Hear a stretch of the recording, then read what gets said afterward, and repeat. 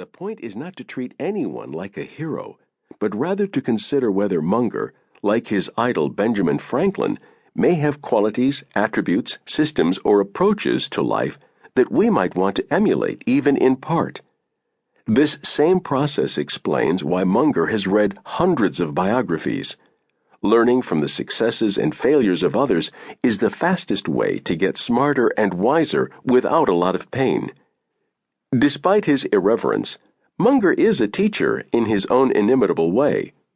He said once, "The best thing a human being can do is help another human being know more." Charlie Munger, Berkshire Annual Meeting, 2010.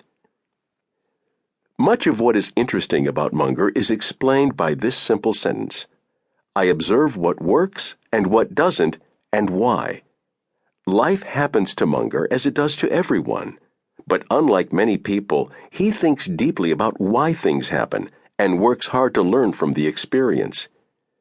Like Warren Buffett, Munger was born and raised in Omaha, Nebraska.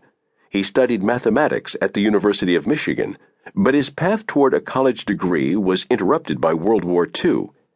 During the war, he served as a meteorologist in the U.S. military, receiving his training at the California Institute of Technology. After the war ended, he was able to secure a place at Harvard Law School without an undergraduate degree.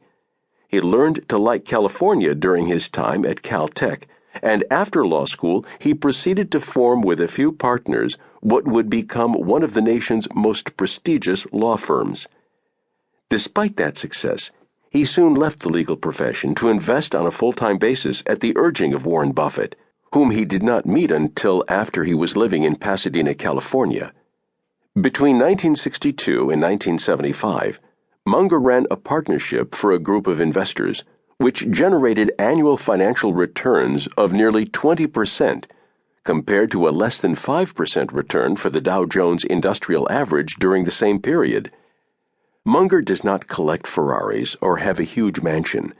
In many aspects of his life that do not involve ideas or investing, Munger is quite ordinary, despite being a billionaire. While Munger has delivered numerous speeches, written essays, and entertained legions of shareholders at Wesco Financial and Berkshire Hathaway annual meetings, his ideas have not yet been presented in a form that might be called a unified theory. This is probably because Munger's mind is capable of feats that are too hard for people of more conventional intelligence. For ordinary people, simultaneously juggling what he calls multiple models in their head is not an easy task without an understandable framework for the ideas. The intent of this book is to teach you how to think more like Charlie Munger. How did I find my way to the ideas of Munger? The genesis of this book can be traced to the period immediately before the collapse of the Internet bubble. Many assumptions about investing were being questioned during this time. The wealth created during the Internet bubble was unreal to anyone paying attention. Mark Andreessen expressed it well when he said on Twitter that during this bubble, the overwhelming feeling people had was panic, that they were missing out. What was going on seemed to be mass insanity, but most people thought to themselves, what if it's real? What if value doubled or tripled again? It was natural for anyone who, like me, was seeking answers about what was going on in the markets during this crazy period to read the reviews of successful and thoughtful investors. To cope with what was going on in the markets, in the summer of 1999, I chartered a boat, hired a skipper, and told him to take my family to the San Juan Islands in Washington State. I took everything that had ever been written by and about Buffett with me on that trip.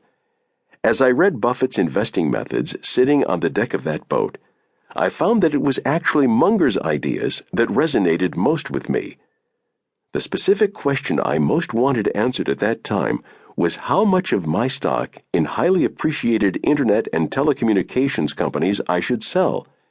My family had a blast on the boat in the islands while I read and paced back and forth on the deck deep in thought. I did little else for a week but read and think. I was not a lot of fun on that trip. However, as the trip drew to a close,